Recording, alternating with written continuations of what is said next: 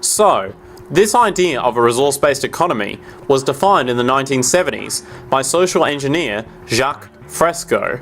He understood back then that society was on a collision course with nature and itself. Unsustainable on every level. And if things didn't change, we would destroy ourselves, one way or another.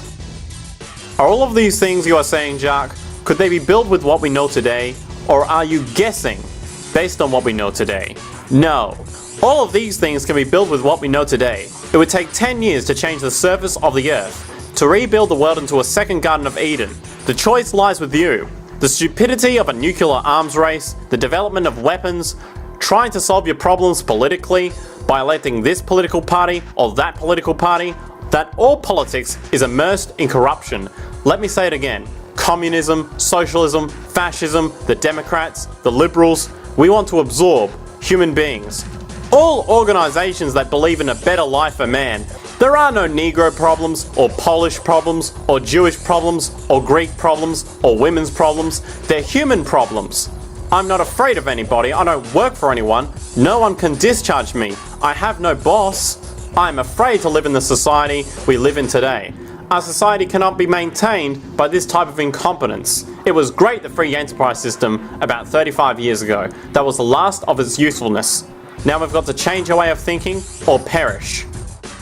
The horror movies of the future will be our society, the way it didn't work. And politics would be part of a horror movie. Well, lots of people today use the term cold science because it's analytical, and they don't even know what analytical means. Science means closer approximations to the way the world really works. So it's telling the truth is what it is. A scientist doesn't try to get along with people. They tell them what their findings are. They have to question all things. And if some scientist comes up with an experiment that shows certain materials have certain strengths, other scientists have to be able to duplicate that experiment and come up with the same results.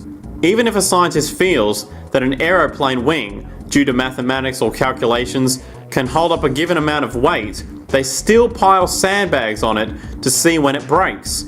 And they say, you know, my calculations are right, or they are not correct. I love that system because it's free of bias and free of thinking that math can solve all the problems.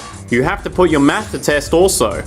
I think that every system that can be put to test should be put to test, and that all decisions should be based upon research.